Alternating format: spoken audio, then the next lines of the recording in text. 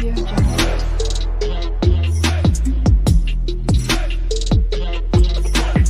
Audio Jungle.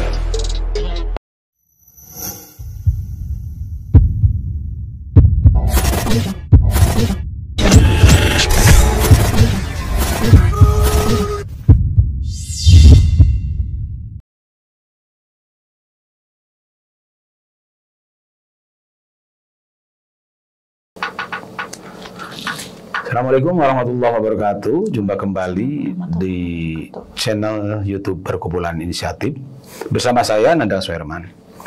Dan pada kesempatan ini saya mengundang salah seorang narasumber yang juga dia seorang pengurus di Perkumpulan Inisiatif di jajaran pelaksana gitu ya. Wulandari. Oke, sudah hadir di tengah-tengah kita dan kita akan ngobrol seputar terkait subsidi yang lebih spesifik, subsidi untuk nelayan.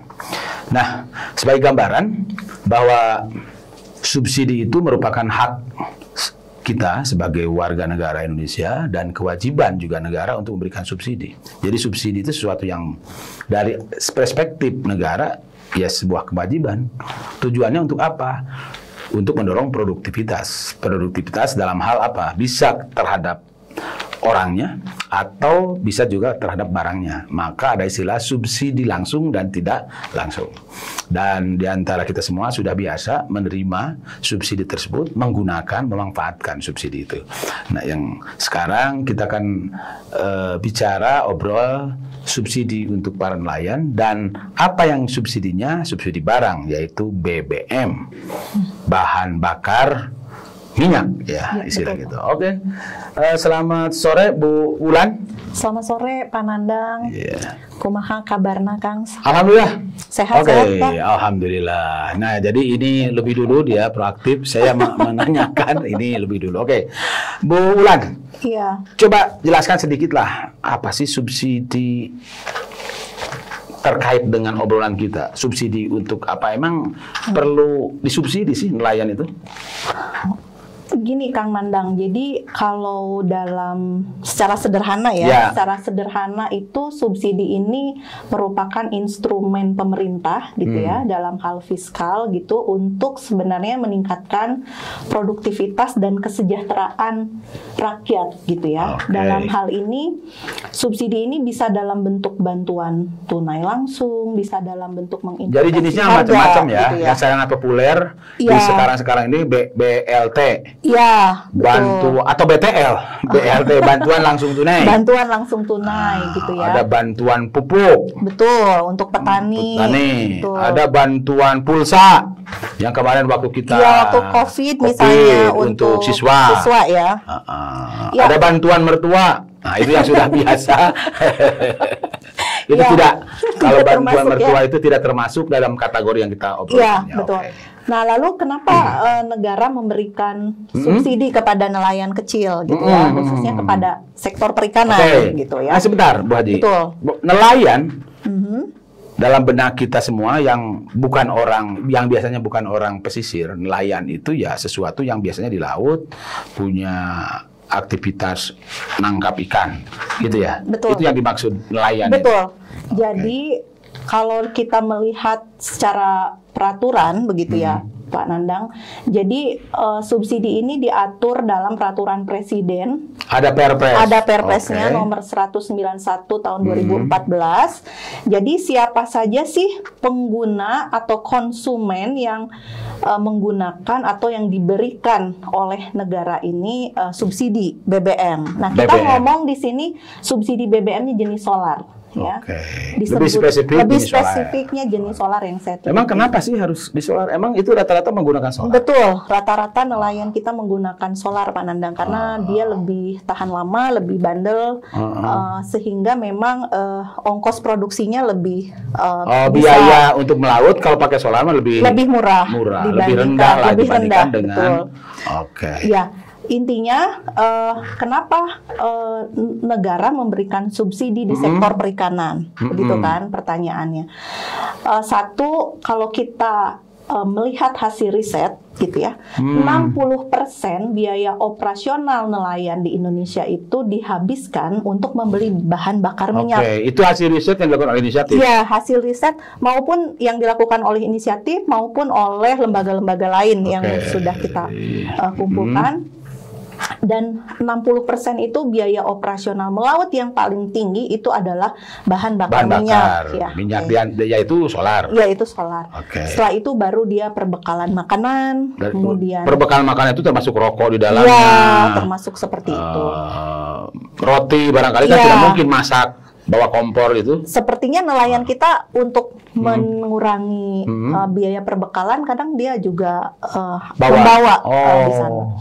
Nah, kenapa kemudian negara memberikan BBM? Sebenarnya adalah untuk meningkatkan produktivitas nelayan, begitu. Itu yang penerimanya itu yang punya kapal gede atau punya perahu kecil yang sering kita lihat dalam keseharian, misalkan ya, yang tidak begitu teknologinya tidak begitu itu, atau yang gimana? Atau yang punya kapal-kapal gede? Oh ya, itu diatur dalam Perpres 191/2014, yaitu pertama penggunanya itu adalah nelayan yang memiliki kapal, kemudian kapasitas kapalnya itu 5-30 gross ton. Yang memiliki kapal. Kalau saya sebagai buruh menggunakan kapal orang lain, tidak bisa, Pak. Berarti Bapak masuknya ABK, anak buah kapal. Tapi kan si solarnya buat kapal itu, boleh? Iya, jadi BBM ini ditujukan kepada nelayan yang memiliki kapal 5-30 gross ton. Oke, kalau kita bayangkan ukurannya kita bayangkan nih, karena tidak semua cukup, Pak. Kalau 5 gross ton itu ukuran perahu yang seperti apa? Kalau 30 gross ton itu seperti apa? Jadi kalau misalnya Bapak lihat itu memang akan ada pengukuran kapal, Pak, oleh namanya itu kesah bandaran, masuk dalam Dirjen Perhubungan Laut. Jadi dilihat dari dia diukur kapalnya, Pak. Kemudian kalau di kita di Bandung itu banyak angkot, kalau sebesar angkot atau gedenya, lebarnya gitu? Iya, ada ukuran-ukurannya, Pak. Jadi memang ada pengukuran khusus dan kemudian dilihat dari kapasitas volume mesinnya dan lain-lain gitu. Nah, itu yang kemudian diberikan subsidi oleh pemerintah gitu. Nah, itu pertama ya Pak Nandang, kenapa diberikan agar nelayan bisa membeli solar itu dengan harga yang terjangkau. Yang dimaksud terjangkau itu solar kan kalau kita di angkatan darat, di angkutan darat yang banyak kita di SPBU kan harganya kalau tidak salah ya, karena saya bukan pengguna, itu kisarannya di 5 atau 7 ribu ya.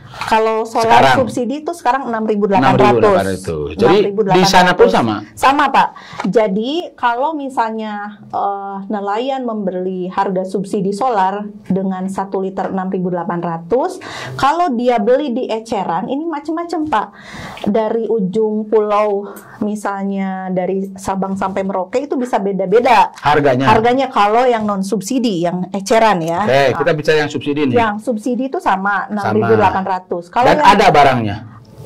Ada barangnya, tetapi nelayan sulit mengaksesnya. Nah ini ada hambatan. Barangnya ada, tapi bagi nelayan susah. Kalau di kita kan di darat, kita punya call kendaraan diesel, ya datang ke SPBU aja gitu. Kalau nelayan emang sulitnya seperti apa? Sulit. Tidak ada SPBU di laut atau gimana? Iya, salah satunya saya tanya dulu deh ke Pak Nandang. Pak Nandang, kalau akses subsidi BBM di SPBU bawa mobil gitu, Bapak ditanya nggak surat-surat atau ada rekomendasi? Kalau sekarang sih dicatat. Nomor mobil yang dicatat. Tapi tidak dulu bebas. Bahkan baru sekarang dicatat kan? Dicatat gitu kan. Bahkan ditanya, Bapak sudah ada barcode gitu ya. Sekarang kan baru ditanyanya, Pak ya. Dulu enggak, dulu bebas. Nah, kalau di nelayan, Pak, itu beda. Nah, di nelayan ini salah satu yang menghambat nelayan dapat subsidi itu karena regulasi yang mempersulit. Jadi satu harus ada persyaratan. Begitu, banyak sekali Pak. Nah, Syarat diantaranya yang paling ini. Pertama tentu saja KTP, ya. Harus punya KTP. Harus punya KTP. Ditanya. Dilampirkan Pak. Dilampirkan, difotokopikan gitu. Iya, di dalam PRKBP. Kemudian kalau ada kartu nelayannya. Kartu nelayan. Kalau kartu nelayan itu kalau kita di kendaraan darat seperti SIM gitu? Iya betul. Okay. Kemudian setelah itu kartu nelayan itu berarti kartu identitas bahwa dia adalah nelayan. Sebagai pemilik kapal. Sebagai, ya. Kartu. Kemudian yang ketiga yang lumayan administrasinya lumayan sulit itu nelayan itu harus punya yang namanya tanda daftar kapal perikanan atau TDKP. TDKP. Oke, itu kan kalau KTP udah biasa.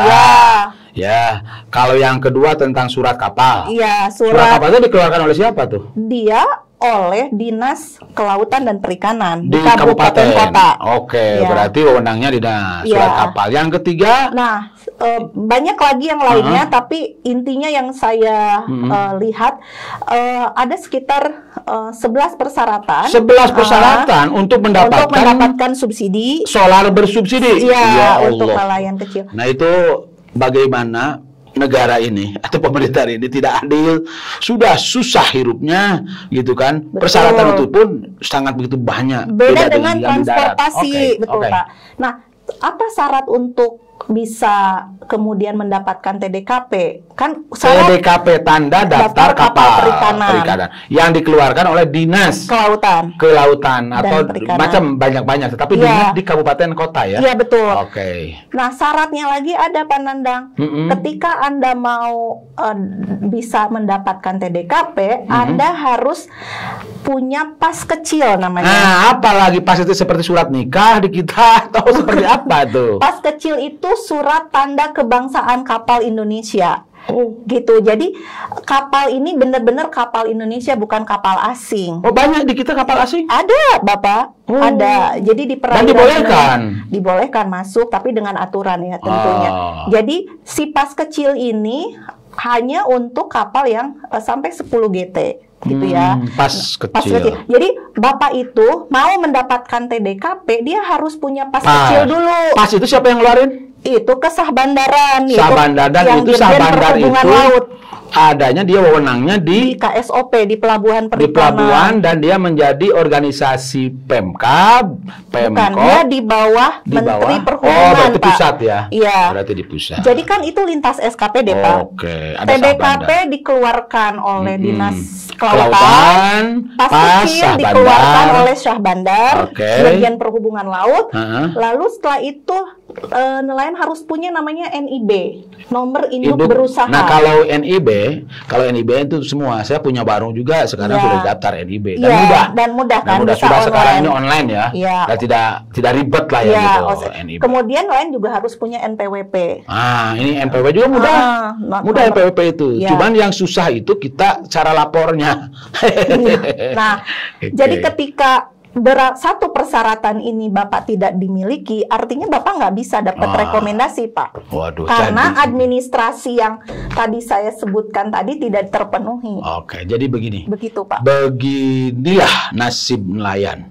Begitu untuk mendapatkan haknya, banyak sekali persyaratan yang harus dia penuhi. Berbeda dengan kalau kita menjadi ojek atau supir angkot atau supir umum gitu ya, yang begitu mudah ya mendapatkan akses bahan bakar solar. Betul. Nah, itu kenapa bisa seperti itu ya? Iya, itulah Pak, kenapa berlapis-lapis gitu. Tapi kalau saya lihat, apakah mereka memang takut bocor gitu ya? Bocor BBM-nya. Jadi disalahgunaan, banyak tidak tepat sasaran, sehingga mereka berlapis-lapis gitu persyaratannya, atau apa gitu sebenarnya. Kalau hasil penelitian, bocor ada nggak sih? Ada, Pak. Dan yang membocorkannya siapa? Iya, ada hasil penelitian. Jadi kalau saya mau lihat itu kan, kalau penelitian saya pastinya punya informan ya. Informan itu yang saya tanya menunjukkan seperti apa? Menunjukkan bahwa memang mereka bilang bahwa memang subsidi itu ada, tapi lebih banyak dinikmati oleh kapal-kapal besar yang bisa memenuhi seluruh persyaratan tadi. Karena administratif. Jadi nelayan kecil itu tidak bisa mendapatkan haknya karena persyaratan administratif. Tapi permasalahan administratif kenapa tidak bisa diselesaikan oleh negara? Nah, negara kan bisa memberikan pelayanan on the spot gitu loh, Pak. Pertanyaan saya kan, yang bocornya itu di wilayah mana? Jangan-jangan bukan karena untuk meminimalisasi kebocoran bukan hanya persyaratan administratif, tapi sebetulnya ada di sisi lain yang bisa melakukan kong kali kong yang punya wewenang untuk memberikan itu akses yang lebih kepada yang tidak berhak. Iya, kan? Artinya gini, kalau riset saya itu lebih fokus kepada sebenarnya ini apa sih yang menghambat aksesnya gitu ya Pak ya. Tidak langsung ke penyalahgunaan atau kebocorannya, tetapi lebih ke kenapa ini nelayan gitu yang kendalanya gitu. Jadi ditemukanlah karena persyaratan administratif yang begitu banyak. Ada 11 tadi. Iya, ada 11 persyaratan. Kemudian setelah itu ada tahapan prosedur. Yang artinya kan Bapak ketika nelayan nih, melaut artinya libur melaut, dia misalnya ke dinas, datang untuk ngurus administratif. Kan tidak bisa satu hari selesai, Pak. Dan dia tidak melaut. Dia tidak melaut, pasti artinya dia otomatis tidak punya uang dong. Ya, tidak punya uang berarti dia juga untuk bertahan mengarungi hidup sehari juga dihadapkan dengan administrasi dia sudah berkurang. Betul, Pak.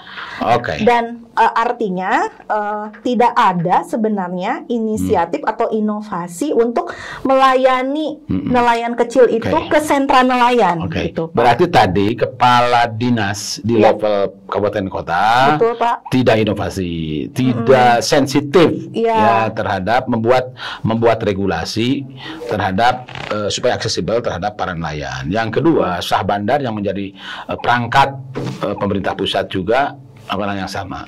Jadi sangat itu. Dari hasil penelitian itu menunjukkan bahwa ternyata hambatannya itu karena administratif. Iya, hambatan. Dan itu diatur di regulasi. Jadi regulasi yang menghambat itu gitu. Jadi regulasi itulah yang menghambat dan regulasinya yang dikeluarkan oleh jenjang pemerintahan di kabupaten maupun di pusat. Karena kalau di peraturan untuk BBM ini Pak, dia adalah Perpres. Setelah itu baru dia turun ke peraturan BPH Migas, begitu ya. Baru di peraturan BPH Migas itu diatur apa syarat-syaratnya, begitu Pak. Jadi sudah begitu banyak aturan dari mulai pusatnya ditambah lagi di kabupaten kotanya. Ada nggak sih kabupaten kota yang melakukan terobosan menurut penelitian? Udah abaikan itu semua. Kami ingin bertanggung jawab untuk warga kami yang nelayan supaya dia mendapatkan. Contohnya misalnya gini Pak. Jadi ketika kita melakukan 2 kali rembuk nelayan misalnya di Medan, yang satu di Provinsi Sumatera Utara, yang satu Kota Medan. Ini ada sebenarnya gebrakan dari Bupati ya. Bupati di Sumatera Utara. Kota Medan. Waktu Wali itu kota. Wali kota ya. Bukan Bupati, maaf. Wali Kota Medan, Pak Bobi, untuk kemudian menugaskan DKP-nya gitu ya, Dinas Kelautan dan Perikanan, untuk membuka layanan untuk TDKP. Tetapi itu hanya sementara, Pak Nandang.